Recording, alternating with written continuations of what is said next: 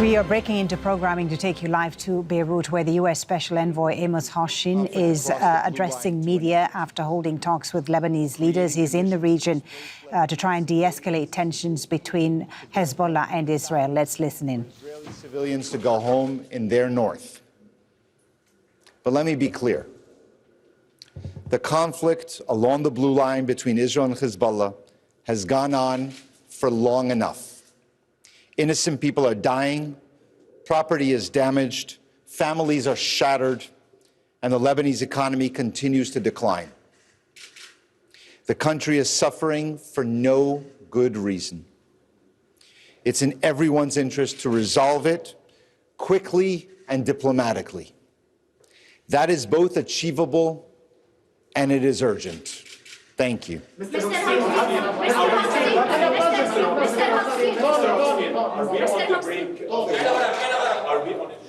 Are we on the brink of a war breaking out? And what did you hear in your meetings in Israel? And is there any Israeli message that you carried to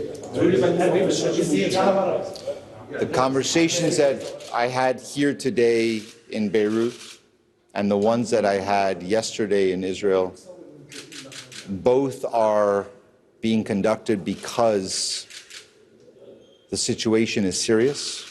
We have seen an escalation over the last few weeks. And what President Biden wants to do is to avoid a further escalation to a greater war. That is the effort here. It will take everyone's interest in ending this conflict now. And we believe that there is a pathway diplomatically to do it, if the sides agree to it. But this is a very serious situation that we are in. Is it now or the war will take place? Thank you. I think you can understand. President Biden wants to avoid a further escalation to a greater war. The words of the U.S. Special Envoy, who's visiting Beirut today. He's on an official visit to Beirut, Amos Hochstein, holding a brief news conference there after meeting with Lebanese leaders. He was previously in Israel as part of efforts to try and de-escalate tensions between Israel and Hezbollah, tensions which have been on the rise in the past week after Israel killed a top Hezbollah commander. Let's bring in Al Jazeera's Zeina Khodr, who's live from Beirut. We heard there briefly, Zeina, from the U.S. Special Envoy. How is this visit being viewed there, especially by Hezbollah?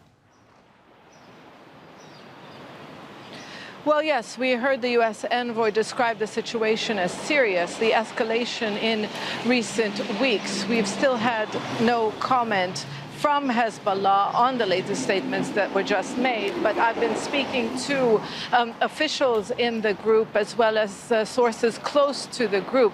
Hezbollah's position hasn't changed. It hasn't changed from the first day.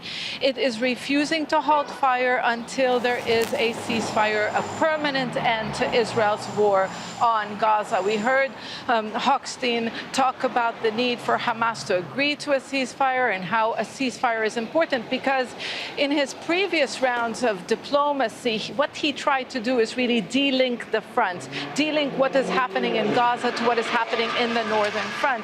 But Hezbollah is refusing to do that. It believes that by targeting military positions in northern Israel, forcing tens of thousands of Israelis from their homes, this puts pressure on the Israeli government to end the war in Gaza and to relieve pressure on its ally. No doubt, we've seen sporadic escalation over the past 8 months. But last week, the trajectory of the conflict really raised a lot of alarm.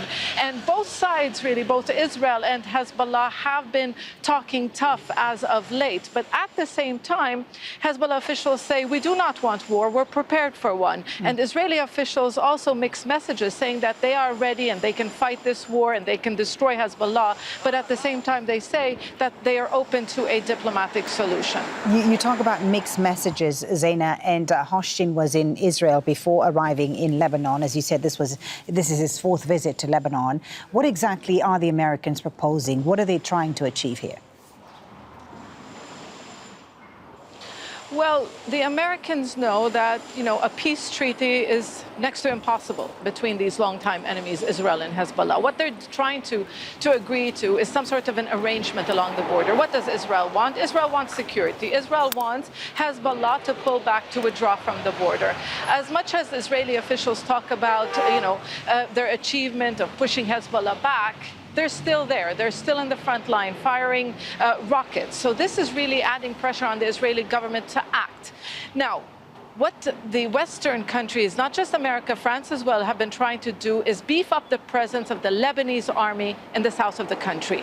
And they will work alongside UN troops. And it's very telling that the U.S. envoy landed in Beirut. His first meeting was with the head of the Lebanese army, Joseph Aoun, who is expected to play a big role if this Western proposal is actually implemented. Now, what will Hezbollah tell you? Hezbollah will tell you that they understand UN Resolution 1701 to mean that there will be no visible presence of arms and fighters along the border. They're refusing to pull back. And this is why really they've been escalating their attacks as of late. This is not just about helping Gaza. This is also about deterring Israel from carrying a wide-scale attack on this country. Hezbollah trying to tell the Israelis we're a very different force than 2006. We have more capable and advanced weapons.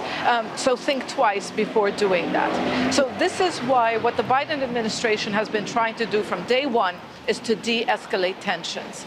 Will they succeed in doing that? The next days and weeks will tell. And of course, we'll be closely watching the situation with you, Zeina, Khodr, live there in Beirut. Make sure to subscribe to our channel to get latest news from Al Jazeera.